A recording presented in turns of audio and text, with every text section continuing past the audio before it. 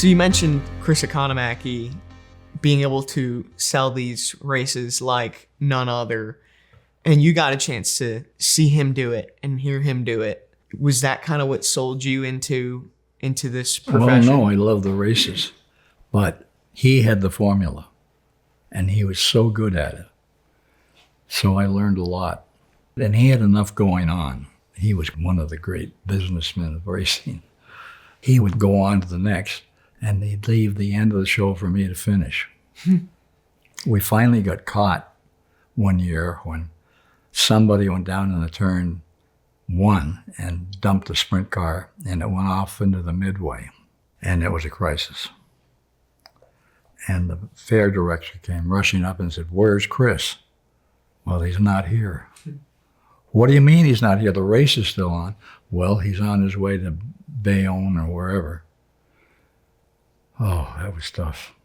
But I was far enough along that he felt I could finish the show and say thank you and good night. So that put a lot of responsibility on me, and I was ready for it.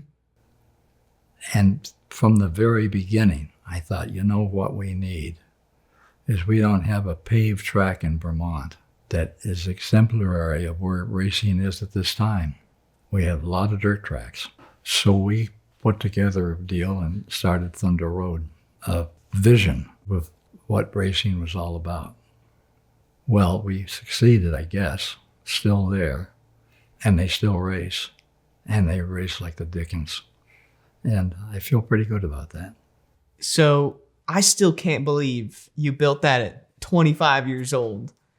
How much of a task was it? It was a chore because it hadn't been done before around here. Yeah. And that's what we wanted, was something that was different. And we got lucky in the fact that we thought so much about Barre, Vermont, granite capital of the world. What they produce are monuments, memorials, and buildings.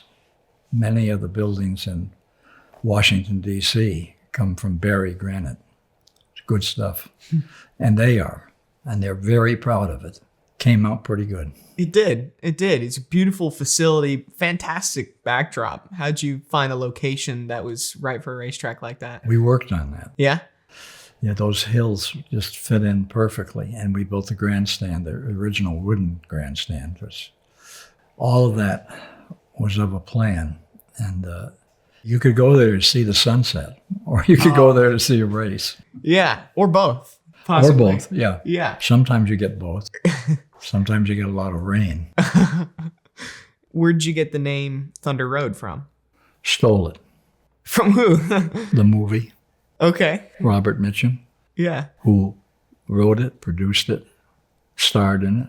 And it's about the Southeast. But it plays to what the stock car part of it was. And the name just seemed to me to be synonymous with what we were doing. For our people in Vermont, they had a Thunder Road. What kind of things would you do to promote Thunder Road and promote the racing around here?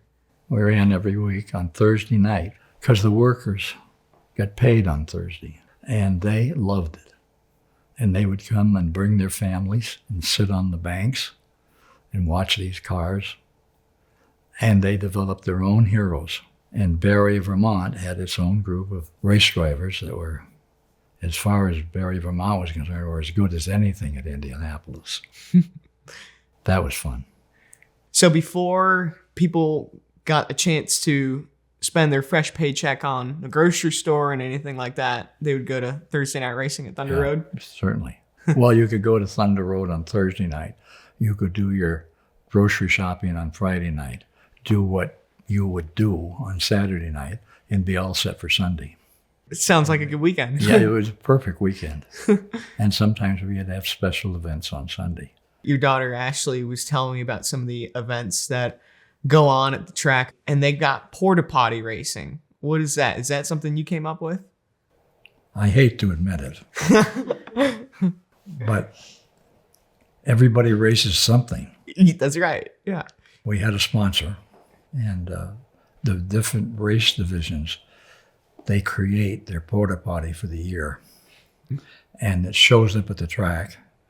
and there's an unveiling. And there's the Golden Plunger for that award. Yeah, history making.